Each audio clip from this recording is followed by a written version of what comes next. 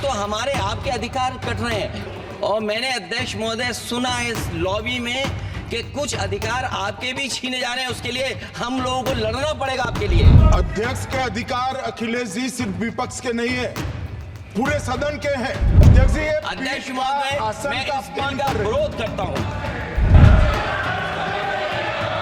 नमस्कार, आदाब, सत श्री अकाल, जय भीम, जोहार। मेरा नाम है नवीन कुमार। एक बड़ा सीधा सा सवाल है, मुसलमानों की लाखों एकड़ जमीन पर मोदी की तिरछी नजर क्यों है? याद कीजिए, चुनाव में क्या झूठ बोलकर डराते थे कि इंडिया गठबंधन सत्ता में आया तो हिंदुओं की संपत्ति छीनकर मुसलमानों में बांट देंगे, मंगलसूत्र तक नहीं छोड़ेंगे, भैंस खोल ले जाएंगे। ये सब मोदी कहा करते थे, लेकिन हो गया है उल्टा। मोदी ने तीसरी बार प्रधानमंत्री बनते ही मुसलमानों की जमीन पर नजर गड़ा दी है, और जमीन भी थोड़ी बहुत नहीं, इतनी जमीन कि 3-3 दिल्ली बस जाए। देखिए कि 8 अगस्त को मोदी सरकार ने लोकसभा में वक्फ संशोधन बिल पेश किया। I rise to move for leave to introduce the Waqf Amendment Bill 2024. वक्फ संशोधन बिल पेश करते ही लोकसभा में जोरदार हंगामा शुरू हो गया। Congress, Samajwadi party, NCP, SP, Trinamool Congress, communist पार्टियां, डीएमके, आईयूएमएल, आरएसपी, एआईएमआईएम, कई दलों के सांसदों ने आसमान सिर पर उठा लिया। ओवैसी ने कहा केंद्र सरकार मुसलमानों की दुश्मन है, तो एनसीपी ने बिल वापस लेने की मांग कर डाली। वहीं कांग्रेस ने कहा कि सरकार समुदायों के बीच दीवार खड़ी करने के लिए यह बिल लेकर आई है। अखिलेश यादव ने कहा यह धार्मिक स्वतंत्रता पर सीधा सीधा हमला है। ये बिल जो इंट्रोड्यूस हो रहा है, ये अध्यक्ष महोदय बहुत सोची समझी राजनीति के तहत हो रहा है। महोदय, आज तो हमारे आपके अधिकार कट रहे हैं। मैं याद कीजिए अध्यक्ष महोदय, मैंने आपसे कहा था कि आप लोकतंत्र के न्यायाधीश हैं कि कुछ अधिकार आपके भी छीने जा रहे हैं। उसके लिए हम लोगों को लड़ना पड़ेगा आपके लिए। अब देखिए कि क्यों वक्फ संशोधन विधेयक पर इतना बड़ा हंगामा खड़ा हो गया है। ऐसा क्या है इस बिल में? दरअसल वक्फ अधिनियम 1995 में संशोधन बिल पास होने के बाद वक्फ बोर्ड किसी भी संपत्ति को अपना नहीं बता सकेगा। अभी वक्फ के पास किसी भी जमीन को, संपत्ति को अपनी संपत्ति घोषित करने की शक्ति है।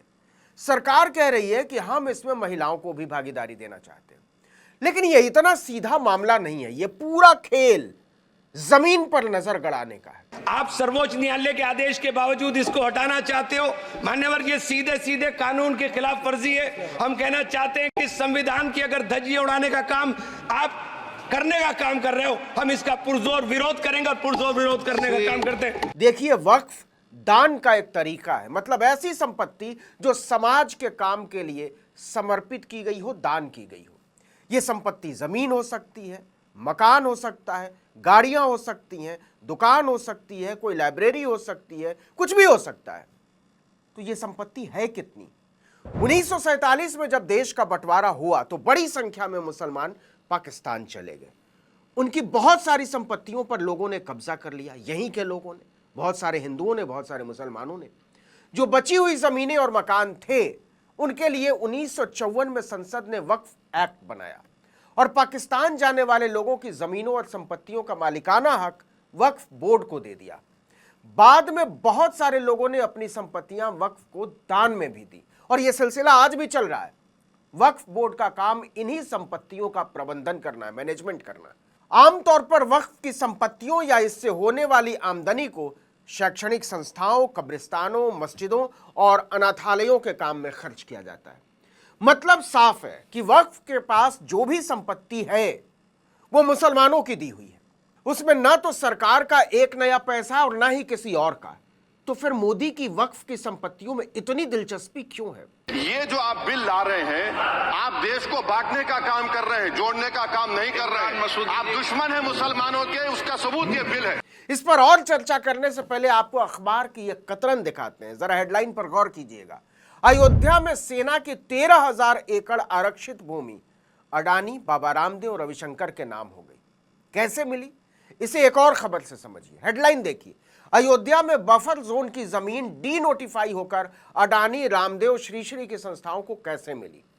डी नोटिफाई का मतलब क्या होता है जानते हैं? डी नोटिफाई का मतलब होता है लैंड यूज को बदल देना। देखिए, जो जमीन अडानी, रामदेव और श्री श्री की कंपनियों, संस्थाओं ने अयोध्या में खरीदी थी वो सेना के फायरिंग और तोपखाने के अभ्यास के लिए रिजर्व जमीन से बिल्कुल सटी हुई है। इस जमीन की खरीद फरोख्त तो हो सकती थी, लेकिन वहां खेती बाड़ी के अलावा जमीन का कोई दूसरा इस्तेमाल सेना से पूछे बिना नहीं हो सकता था। कोई बड़ी बिल्डिंग नहीं खड़ी कर सकते थे, लिहाजा उनकी कीमतें अयोध्या के राम मंदिर से केवल 6 किलोमीटर दूर होने के बावजूद बहुत कम थी, क्योंकि इस जमीन का ज्यादा इस्तेमाल ही नहीं हो सकता था। इसलिए रामदेव, अडानी और रविशंकर ने कौड़ियों के भाव इसे खरीदा। बल्कि इन सौदों के कुछ ही दिनों के बाद इस जमीन को डी नोटिफाई कर दिया गया। मतलब अब सेना से पूछने की कोई जरूरत नहीं है, जैसे चाहो वैसे इस्तेमाल करो। और डी नोटिफाई करता कौन है जानते हैं? राज्यपाल।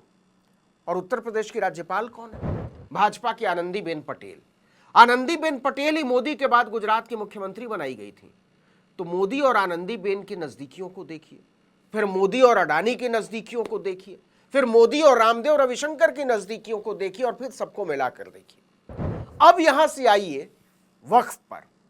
आज वक्फ की जमीनों पर न तो सरकार कोई दावा कर सकती है, ना कोई सोसाइटी, ना ही कोई व्यक्ति। खुद वक्फ बोर्ड भी सिर्फ सार्वजनिक हितों के धर्मार्थ कामों में उनका इस्तेमाल कर सकता है। अलग अलग राज्यों में 32 वक्फ बोर्ड काम कर रहे हैं। नया कानून आने के बाद वक्फ का यह विशेषाधिकार छिन जाएगा। सरकार जो चाहे कर सकती है, रजिस्ट्रेशन कराना पड़ेगा जमीनों का। तो इस बात की गारंटी कौन लेगा कि भाजपा की सरकार वक्फ की संपत्तियों को डी नोटिफाई नहीं करेगी, उनका लैंड यूज नहीं बदलेगी? यह सवाल इसलिए पैदा होता है कि मोदी, अडानी और अपने दूसरे अरबपति कारोबारी दोस्तों को फायदा पहुंचाने के लिए किसी भी हद तक जाने के लिए मोदी पूरी दुनिया में खासे बदनाम है। अब जरा यह भी देखिए कि वक्फ के पास कितनी जमीन और संपत्तियां हैं। इससे पता चलेगा कि क्यों मोदी और भाजपा ने उस पर नजर गड़ा रखी है। देखिए, खुद नरेंद्र मोदी के अल्पसंख्यक कल्याण मंत्रालय ने दिसंबर 2022 में लोकसभा में जानकारी दी थी कि वक्फ बोर्ड के पास 8,65,644 अचल संपत्तियां हैं। और जमीन जानना चाहेंगे कितनी है? 9,40,000 एकड़। जी हां, लगभग 10,000 एकड़। 3 दिल्ली बस जाए। रेलवे और सेना के अलावा पूरे भारत में किसी भी संस्थान, महकमे, सोसाइटी या समूह के पास इतनी जमीन नहीं है। एक अनुमान के मुताबिक इनकी कीमत इस समय 1.5 लाख करोड़ रुपए से ज्यादा है। अब जरा सोचिए कि इनका नियंत्रण सरकार के पास आ गया तो कैसी लूट मच सकती है। अडानी, अंबानी, रामदेव, रविशंकर और जग्गा जैसे लोगों की जमीन की भूख का अंदाजा नहीं है आपको, ना ही इस बात का कि इनको फायदा पहुंचाने के लिए मोदी किस हद तक जा सकते हैं। मोदी और भाजपा की नीयत पर शक इसलिए भी गहरा हो जाता है कि वक्फ बोर्ड में अभी भी सरकार के लोग शामिल हैं। सेंट्रल वक्फ बोर्ड के तो चेयरमैन होते ही अल्पसंख्यक कल्याण मंत्री हैं, जैसे अभी किरण रिजिजू हैं। इसके अलावा सरकार अपनी पसंद के आईएएस को इसका सेक्रेटरी बनाती है, पदेन। इसके अलावा बोर्ड के अपने चुने हुए मेंबर होते हैं। हर राज्य के वक्फ बोर्ड में भी यही व्यवस्था है। तो सवाल है कि जब अभी भी सरकारों की वक्फ बोर्ड में पर्याप्त भूमिका है, तो इस व्यवस्था को बदलने में नरेंद्र मोदी की इतनी दिलचस्पी क्यों है? क्यों वो वक्फ बोर्ड को पूरी तरीके से अपने कंट्रोल में करना चाहते हैं? और इससे आगे का सवाल, किसको फायदा पहुंचाने के लिए? इस बात की गारंटी कौन लेगा कि वक्फ की जमीन और संपत्तियां कल को किसी अडानी को नहीं दी जाएंगी, किसी अंबानी को नहीं दी जाएंगी, किसी रामदेव, किसी रविशंकर, किसी जग्गा को नहीं दी जाएंगी? पिछले दिनों बिल्कुल यही नजूल की जमीन को लेकर हुआ था उत्तर प्रदेश की विधानसभा में। हालांकि नजूल की जमीन का मतलब मुसलमानों की जमीन से नहीं, सरकारी जमीन से था। लेकिन आप जानते ही हैं, अब्दुल को टाइट करना है। देखिए कि नजूल की जमीन पर 50 साल में शहर के शहर बस गए, उसे छीनकर आप किसको देना चाहते हैं? इस संदर्भ में समाजवादी पार्टी के मुखिया अखिलेश यादव का एक ट्वीट गौर करने लायक है। वक्फ बोर्ड का ये सब संशोधन भी बस एक बहाना है। रक्षा, रेल, नजूल लैंड की तरह जमीन बेचना निशाना है। वक्फ बोर्ड की जमीनें डिफेंस लैंड, रेल लैंड, नजूल लैंड के बाद भाजपाइयों के लाभार्थ योजना की श्रृंखला की एक और कड़ी मात्र है। भाजपा क्यों नहीं खुलकर लिख देती भाजपाई हित में जारी? इस बात को लिखकर गारंटी दी जाए कि वक्फ बोर्ड की जमीनें बेची नहीं जाएंगी। अखिलेश ने लिखा, भाजपा रियल एस्टेट कंपनी की तरह काम कर रही है। उसे अपने नाम में जनता के स्थान पर जमीन लिखकर नया नामकरण कर देना चाहिए। भारतीय जमीन पार्टी। अब जरा अयोध्या में मची जमीन की बंदरबांट के बीच सोचकर देखिए कि क्या ये तमाम चिंताएं निराधार हैं, उनका कोई आधार नहीं है, या फिर शक के जो दायरे हैं वो बहुत बड़े हैं। इस वीडियो में इतना ही, लेकिन अगर आपने आर्टिकल 19 इंडिया को अब तक सब्सक्राइब नहीं किया तो फौरन कर लीजिए। बेल आइकॉन दबाइए, घंटी जैसी आकृति लाइक कीजिए और कमेंट करके बताइए हमारा वीडियो आपको कैसा लगा। हमारा ट्विटर हैंडल है आर्टिकल 19_इंडिया और मेरा ट्विटर हैंडल है नवीन जर्नलिस्ट। नमस्कार।